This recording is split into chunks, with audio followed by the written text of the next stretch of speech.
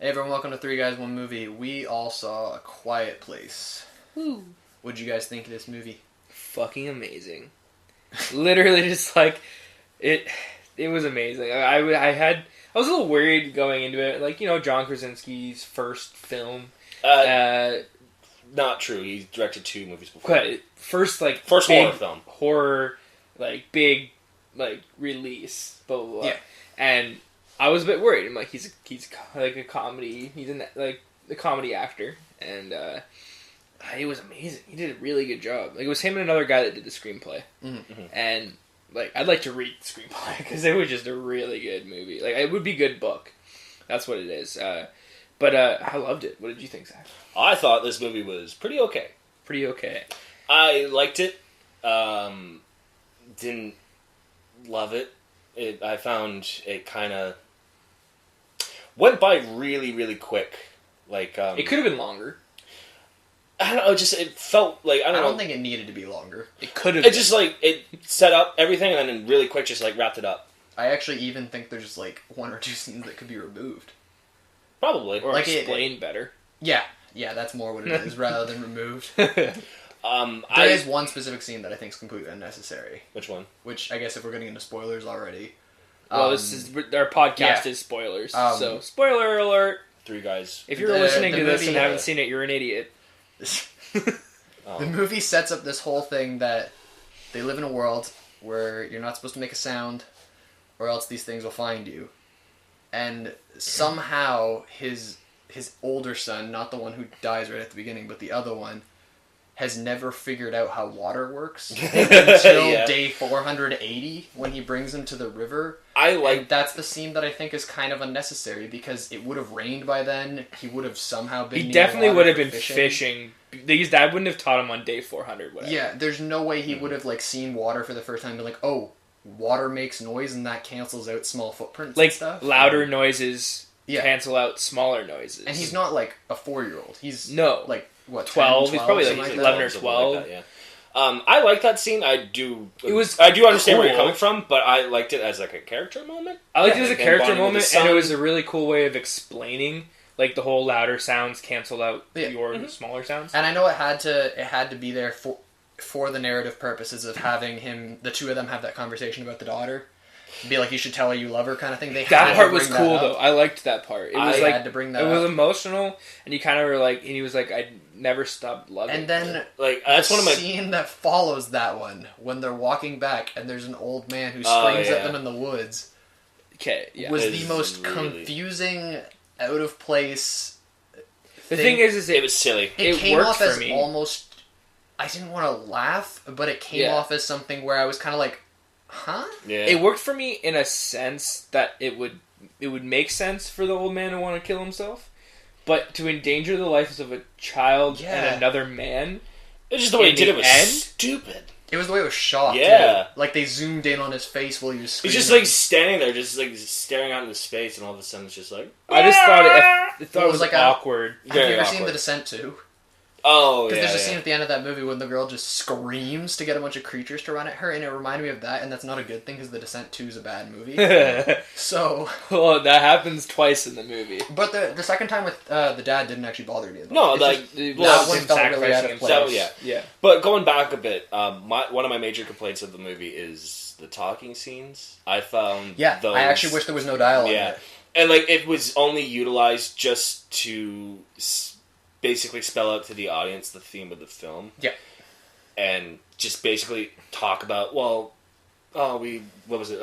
I still love my daughter and stuff like that. And when he's with his wife down in the basement, it's I can't believe we let him die. And we gotta protect our kids and stuff like that. It's literally just there for that and no other purpose. Well, that's another... I wish it could have been utilized a lot better with the talking scenes. I like the bit when he's with his son and he's screaming at the waterfall and stuff like that. It's it's okay, you can talk here. That was fine, but then... Other than that, it just felt really flat for me. Another part, me and Angus were talking about before, it was weird that the 4-year-old kid didn't know 90 days into the apocalypse that he couldn't make noise. I know he's 4, but a 4-year-old, you think a 4-year-old kid would still go, okay, sound bad 90 days in, And like John Krasinski could have put the batteries in his pocket. Yep. Why would you leave them right there with the kid? Like right there, you leave, and you're just like, oh, okay. And the fact too I'm that just is assuming my kid isn't stupid. And the fact like that next his level dad of is irresponsible running at parenting. him, being like, like bolting to him, and he's just Toss the toy kind of away or standing something. there, just kind of like just in his own Yeah. world. No, I agree. That was let's see. I kind of liked how none of the deaths were on screen. Yeah.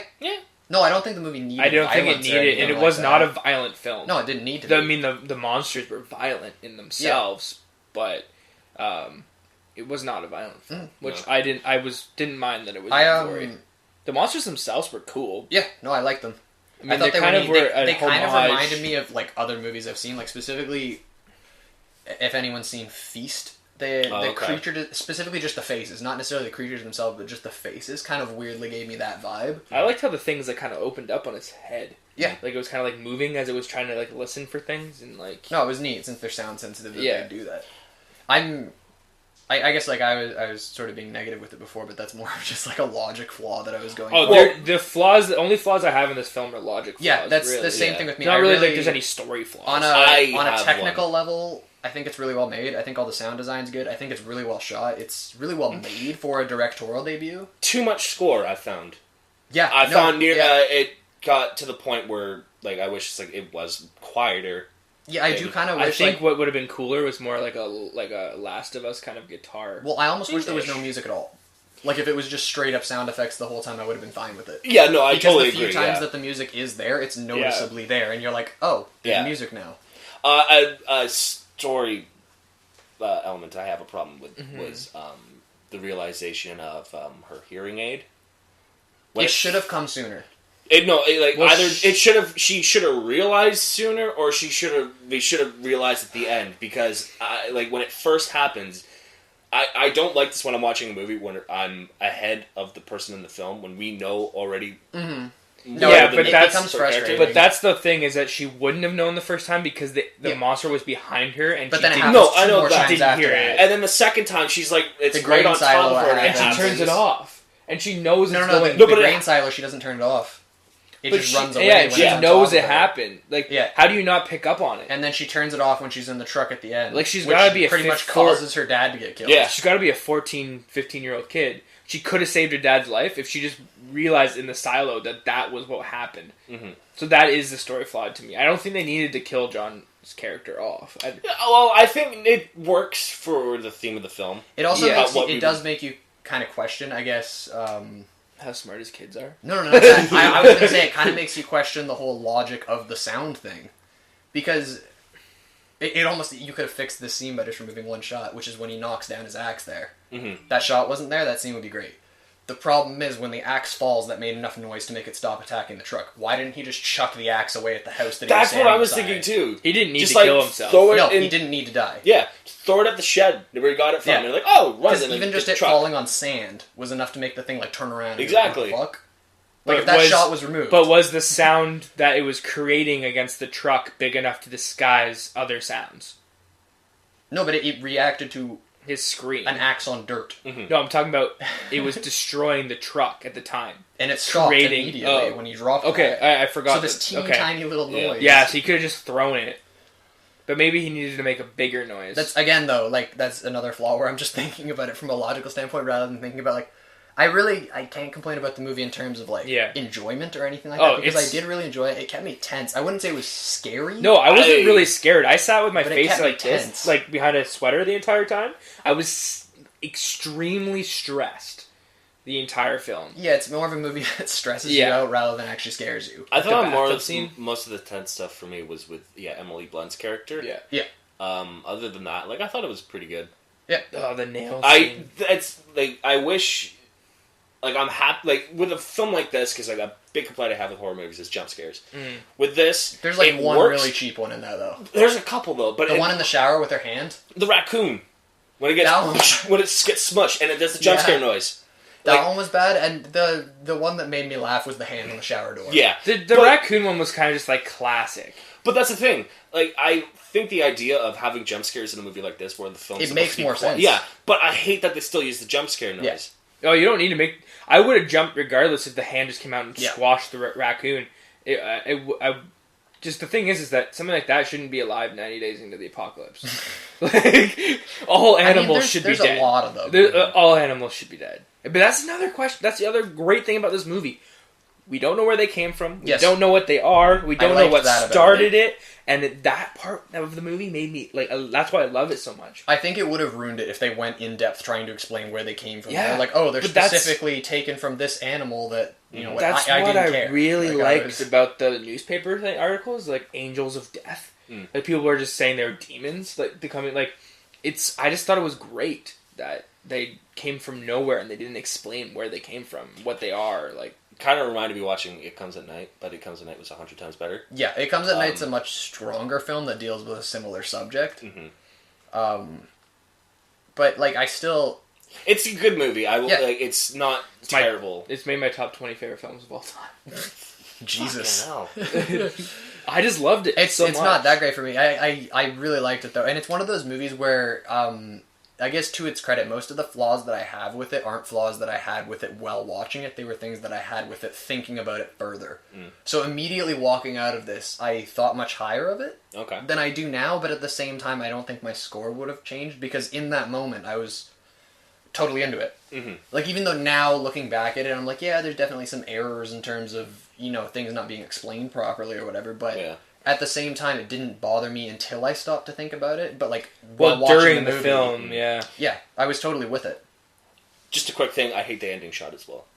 No, I loved it. That was really? See, okay, that's the one thing that actually I guess I'm so glad with that. I guess we're gonna do numbers in a second anyway, so I'll just lead it in by saying this. Pretty much the entire movie, I was leaning toward giving this like maybe a 7.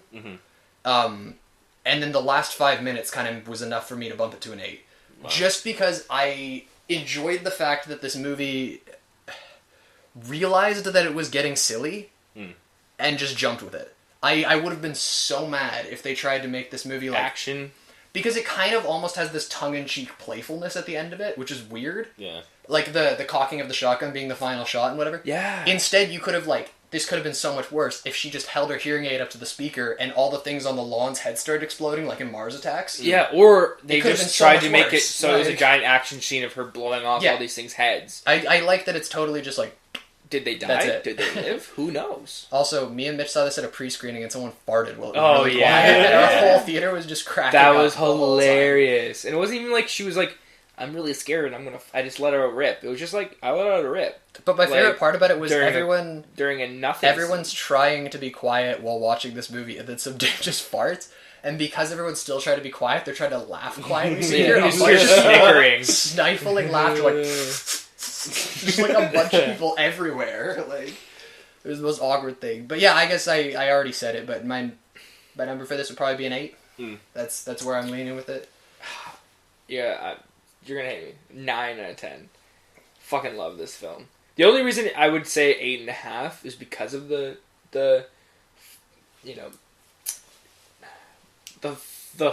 flaws in some of the like logic of the film.